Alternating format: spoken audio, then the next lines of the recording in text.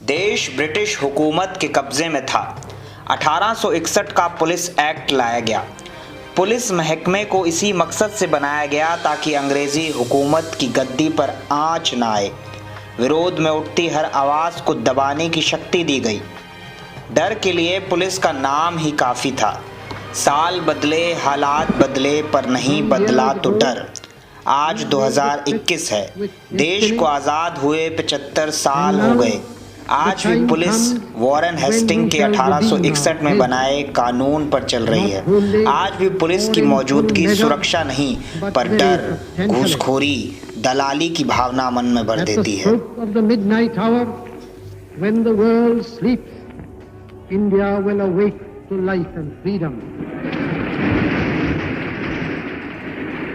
नमस्कार दोस्तों, मैं हर्ष कुमार। आज की इस वीडियो में जानेंगे कुछ ऐसे ज़रूरी कानून जिन्हें जानकर आप पुलिस से बेहतर तरह से डील कर पाएंगे। इन कानूनों को अगर आप जान लेते हैं तो आप इस पोजीशन में आ जाएंगे कि आप पुलिस से डरेंगे नहीं, क्योंकि आपको जानकारी होगी। इसलिए मेरी आपसे रिक्वेस्ट है कि इस वीडियो को पूरा अंत तक देखिएगा। अब आम जिंदगी में पुलिस से हमारा जो आमना सामना होता है वो तब होता है जब हम किसी मुसीबत में होते हैं और हम कंप्लेन लिखवाने जाते हैं पुलिस स्टेशन में। हम पुलिस स्टेशन पहुंचते हैं और पुलिस SHO जो है वो कहते हैं कि नहीं, FIR जो है आपकी इस कारण से दर्ज नहीं हो सकती या उस कारण से दर्ज नहीं हो सकती। या कई बार पुलिस ही जज की भूमिका में आके बैठ जाती है और जो आरोपी है और जिसके साथ अपराध हुआ है उनमें समझौता कराने की कोशिश करती है। तो पुलिस FIR दर्ज करने से आनाकानी करती है। अब पुलिस FIR दर्ज क्यों नहीं करती, इसे भी समझना चाहिए। हर थाने का एक रिकॉर्ड होता है। अगर वहाँ पे ज़्यादा अपराध रिपोर्ट होने लग जाए तो ऊपर से एक दबाव आता है उस पुलिस थाने के ऊपर कि आपके यहाँ पे इतने अपराध क्यों हो रहे हैं। इसलिए पुलिस थाना जो है बचता है अपराधों को रिकॉर्ड करने से।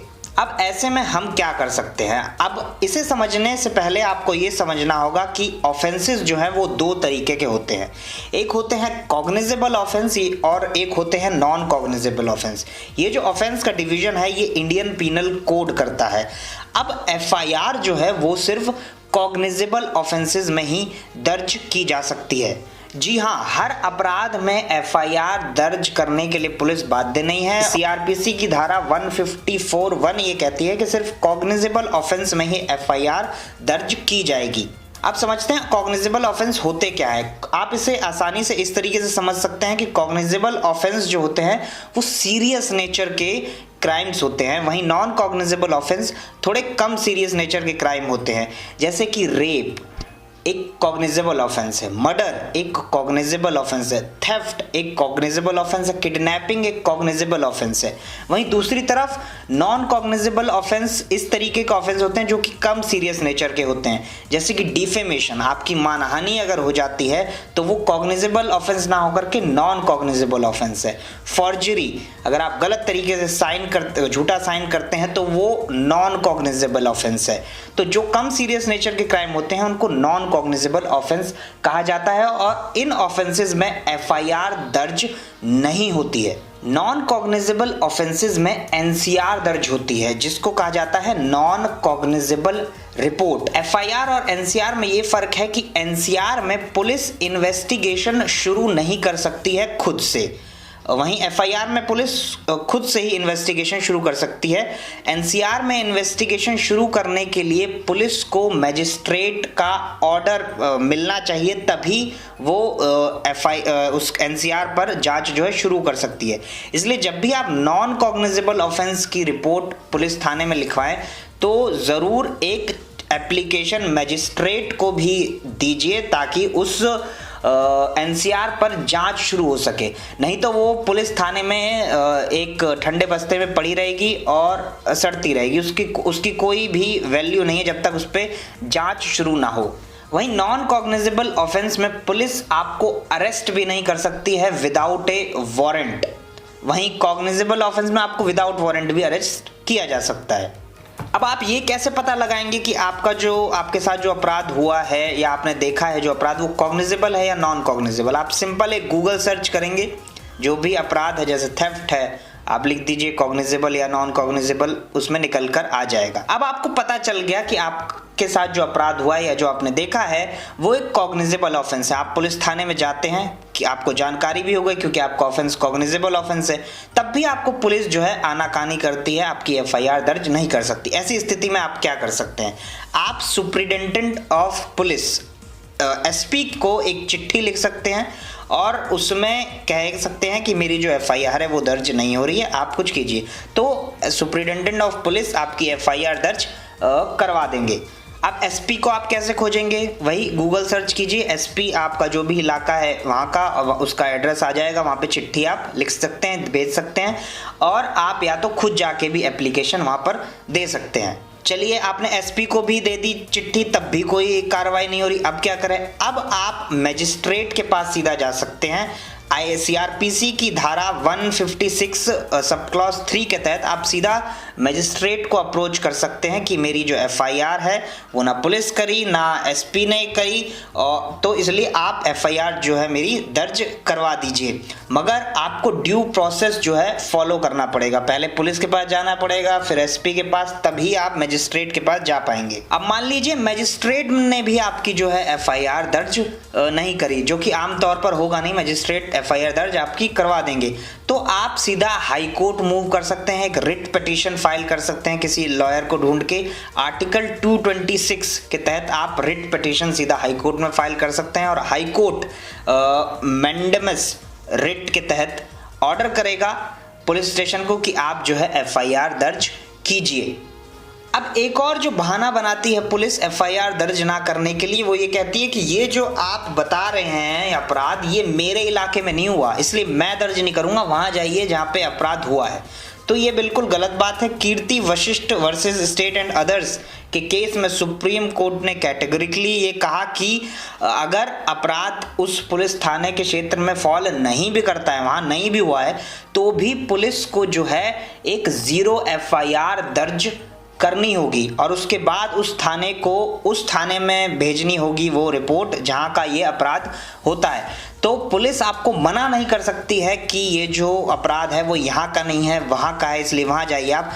आप जहाँ पे अपराध हो रहा है वहाँ पे जो जहाँ पे आप नज़दीकी हैं वहाँ पर जाकर रिपोर्ट दे सकते हैं और पुलिस बाध्य है कि वो एक 0 एफआईआर रजिस्टर करे। सुप्रीम कोर्ट का जो मैंने आपको ऑर्डर बताया उसकी जो वैल्यू है वो बहुत ज़्यादा है। सुप्रीम कोर्ट का कोई भी आदेश, सुप्रीम कोर्ट का कोई भी जजमेंट देश भर के जितने भी हाई कोर्ट्स हैं दोस्तों, और जितने भी डिस्ट्रिक्ट कोर्ट्स हैं, जितने भी कोर्ट्स हैं देश भर में, सबके ऊपर लागू होता है। कहा जाता है कि सुप्रीम कोर्ट का कोई भी जजमेंट एक कानून की तरह काम करता है, इसलिए सुप्रीम कोर्ट का जो मैंने आपको जजमेंट बताया वो भी बहुत इंपॉर्टेंट है। अब एक और बहाना जो पुलिस बनाती है जब आप कोई कंप्लेन दर्ज करवाने जाते हैं कि हम देखेंगे कि इसमें जो है अपराध हुआ है कि नहीं, हम जांच करेंगे पहले, तब हम आपकी जो है एफआईआर रजिस्टर करेंगे अगर लगता है कि हमें कोई अपराध आपके साथ हुआ है या नहीं। अब इसको यही क्वेश्चन जो है सुप्रीम कोर्ट के पास लाया गया ललिता कुमारी वर्सेस स्टेट ऑफ यूपी में, जिसमें सुप्रीम कोर्ट ने कहा कि पुलिस का काम प्रिलिमिनरी इन्वेस्टिगेशन करना नहीं है। अगर कोई भी इंफॉर्मेशन पुलिस को दी जाती है किसी कॉग्निजेबल ऑफेंस से रिलेटेड, तो पुलिस को एफआईआर दर्ज करनी है। पुलिस प्रिलिमिनरी इन्वेस्टिगेशन नहीं कर सकती। अगर कोई इंफॉर्मेशन दी जाती है तो उसको एफआईआर में दर्ज करना होगा। अगर वो जो इन्फॉर्मेशन है उससे पता लग रहा है कि ये कोई कॉग्निजेबल ऑफेंस जो है हो सकता है या हुआ है, कंप्लेनेंट ने जो दिया है, तो पुलिस के पास कोई डिस्क्रिशन नहीं है, कोई पावर नहीं है आपको रिजेक्ट करने का कि नहीं हम नहीं करेंगे, हम पहले देखेंगे फिर अगर हमें लगेगा तो हम करेंगे। नहीं, अगर आपकी एफआईआर दर्ज नहीं की जाती है तो आप उस इलाके के कमिश्नर को भी कंप्लेन दे सकते हैं कि आपकी एफआईआर दर्ज नहीं की गई, और पुलिस महकमे को जो है उसके ऊपर, उस ऑफिसर के ऊपर कार्रवाई करनी होगी। ललिता कुमारी वर्सेस स्टेट ऑफ यूपी में सुप्रीम कोर्ट ने यह भी कहा।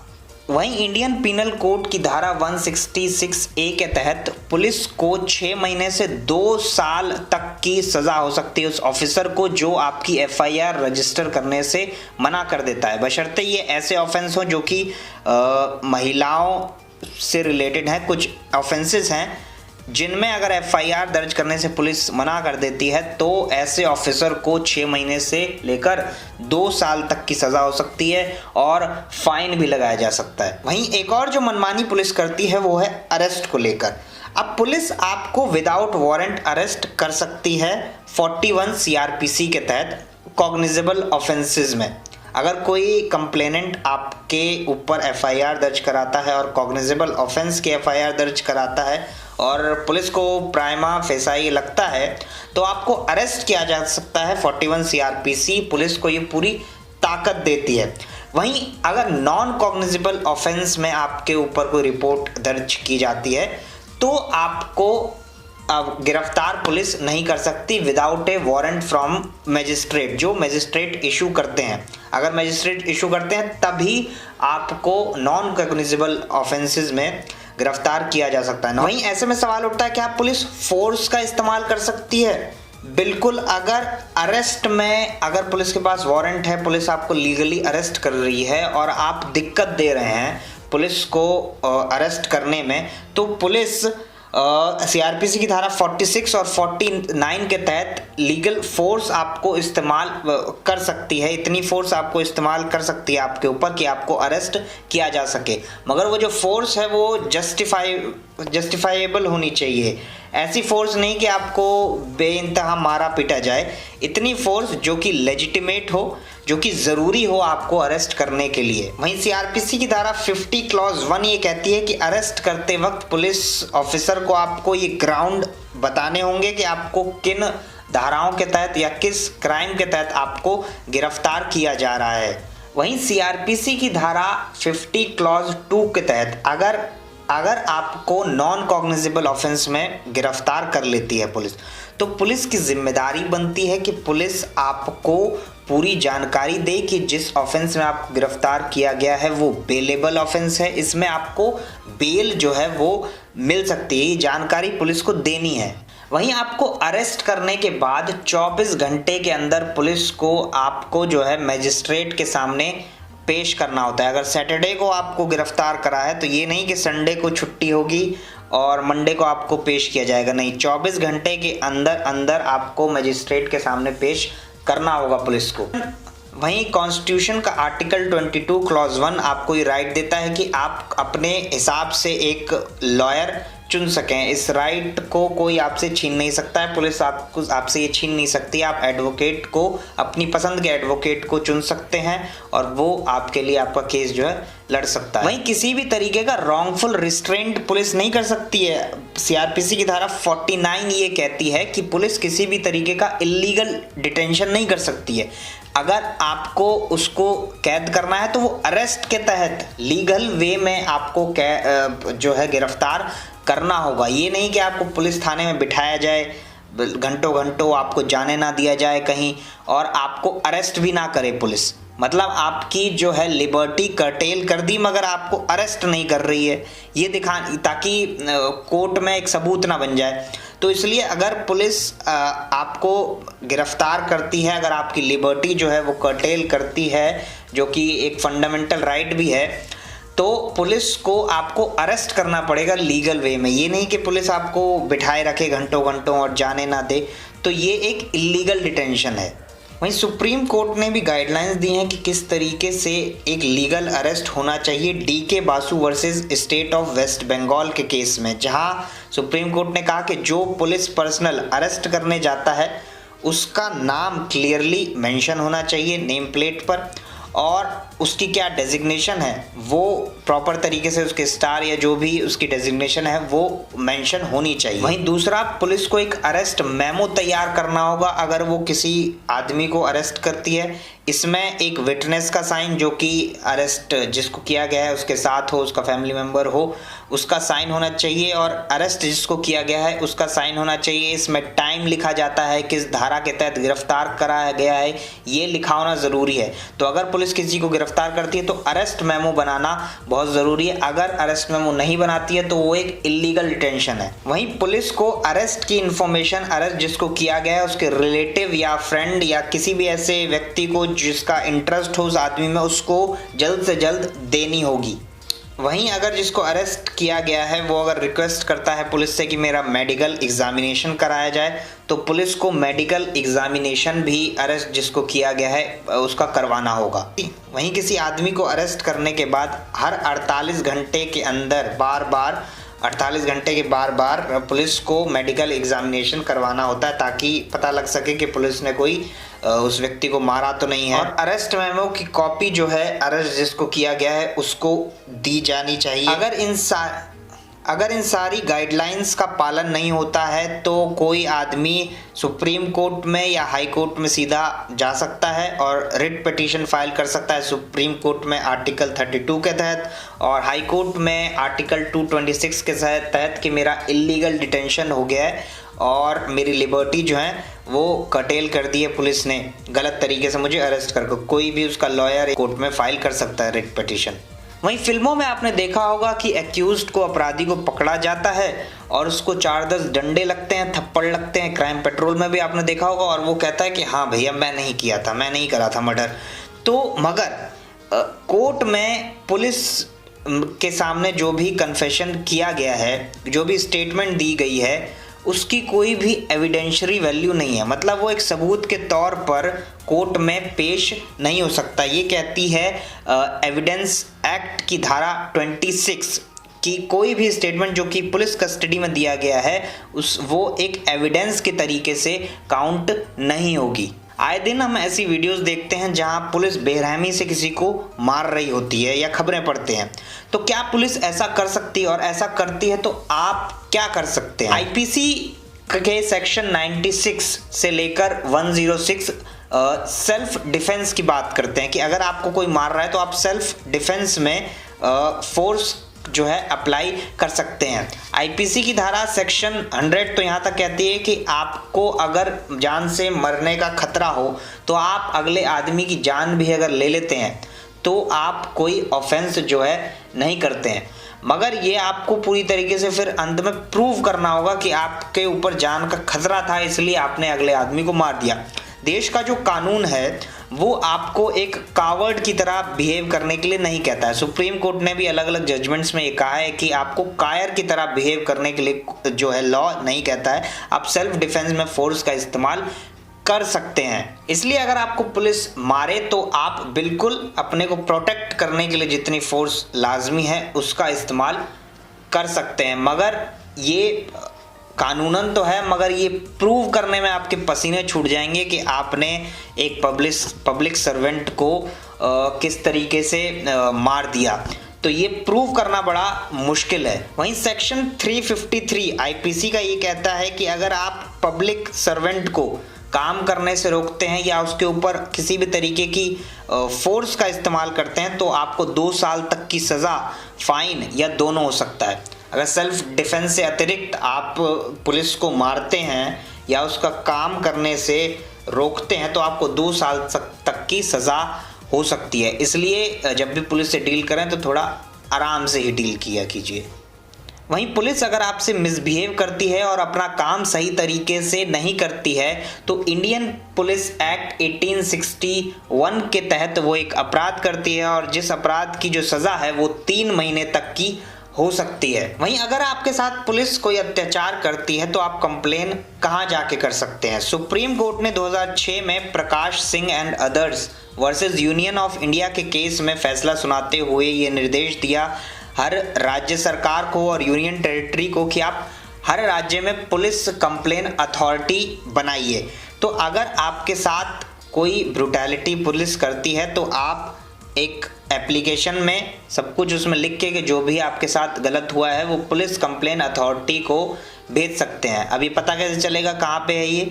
वही आप गूगल सर्च करेंगे अपने राज्य में कि PAC ऑफ दिस स्टेट, वो निकल कर आ जाएगा और वहाँ पे आप चिट्ठी जो है भेज सकते हैं। वहीं स्टेट के स्तर पर हर स्टेट में स्टेट ह्यूमन राइट कमीशन होती है और देश के स्तर पर नेशनल ह्यूमन राइट कमीशन है जहाँ आप सीधा इंफॉर्मेशन भेज सकते हैं चिट्ठी के माध्यम से कि हमारे साथ ये ब्रूटैलिटी हुई है, उस पर एक्शन जो है फिर वो लेंगे। जहाँ कहीं भी पुलिस आपको रोके या पुलिस से कोई भी काम आपका पड़े तो सबसे बड़ा हथियार है 100 रुपये का या 200 रुपये का, 500 रुपये का वो नोट। जैसे जैसे महंगाई बढ़ रही है रिश्वत भी जो है बढ़ती जा रही है। तो ऐसे में आप क्या कर सकते हैं, आईपीसी की धारा 171E के तहत ब्राइब लेना जो है वो एक अपराध है जिसमें 1 साल तक की सजा या फाइन या दोनों हो सकते हैं। वहीं अगर ये ब्राइब किसी ट्रीट के रूप में, मान लीजिए आपने पुलिस अफसर को कहा गया ये आपको कोल्ड ड्रिंक पिलाते हैं या आज आपको बारबेक्यू नेशन में खाना खिलाएंगे, तो इस तरीके की ट्रीट वाली जो ब्राइब है उसके लिए केवल फाइन हो सकता है। प्रिवेंशन ऑफ करप्शन एक्ट 1988 का सेक्शन 11 ये कहता है कि अगर कोई पब्लिक सर्वेंट जो कि पुलिस अधिकारी और पुलिस में काम करने वाले लोग भी एक पब्लिक सर्वेंट के दायरे में आते हैं, अगर किसी व्यक्ति के पास जाता है जिसकी कोई दुकान है या कोई भी सामान वो बेचता है या किसी भी तरीके से वो डील करता है किसी बिजनेस में, और पुलिस को वो कोई सामान देता है और उसके एवज में पुलिस अधिकारी जो है उसको पैसे नहीं देता है या कम पैसे देता है, और उस व्यक्ति का कोई डीलिंग है पुलिस महकमे से, कोई ना कोई उसका काम है, यानी मान लीजिए वो कोई एक्यूज्ड है, कोई अपराधी है या उसका किसी भी तरीके का कोई काम पड़ता है, तो ऐसे अधिकारी को 6 महीने से लेकर 5 साल तक की सजा हो सकती है अगर ये पाया जाता है कि उसने कोई ना कोई लाभ जो है उस आदमी को पहुंचाया है। वहीं सेक्शन 7 ये कहता है कि अगर कोई पुलिस अधिकारी अपनी तनख्वाह से अतिरिक्त किसी भी तरीके की कोई पैसे लेता है तो वो जो है एक ऑफेंस है सेक्शन 7 के तहत। इसकी कंप्लेंट जो है आप पुलिस के बड़े अधिकारियों जैसे एसपी, कमिश्नर को भी कर सकते हैं। तो आज की इस वीडियो में हमने जाने कुछ ऐसे ज़रूरी कानून जिन्हें जानकर अब आप शायद, मुझे ऐसा लगता है कि पुलिस से बेहतर तरीके से डील कर पाएंगे। मगर इन सब के बावजूद एक पुलिस का भी पक्ष है जिसका ये कहना है कि हमारा जो काम है वो ओवरबर्डन है, जो कि बहुत सही बात है। काफ़ी महीनों तक पुलिस कर्मचारियों को ऑफ नहीं मिलता है, 14-14 घंटे पुलिस अधिकारी जो हैं हमारे काम करते हैं। ऐसे में उनको मेंटल इलनेस हो जाती है, कई लोगों को कई तरीके की बीमारियां लग जाते हैं। तो अगर ऐसे आदमी से अगर हम अच्छे व्यवहार की उम्मीद करें, अच्छे काम की उम्मीद करें, तो वो करना भी गलत होगा, क्योंकि लगभग 30% जो वैकेंसीज़ हैं पुलिस महकमे में वो खाली पड़ी हैं, इसलिए ओवरबर्डन है पुलिस स्टेशंस पे और पुलिस अधिकारियों के ऊपर। तो इस नज़रिए से भी देखे जाने की ज़रूरत है। चलिए दोस्तों, नमस्कार, मुलाकात होगी आपसे अगली वीडियो में। अगर आपने चैनल को सब्सक्राइब नहीं करा है तो चैनल को आप सब्सक्राइब कर लीजिए, इस वीडियो को लाइक कर दीजिए और कमेंट ज़रूर कीजिए कि आपको ये वीडियो कैसी लगी, अच्छी लगी तो भी, नहीं लगी तो भी। नमस्कार।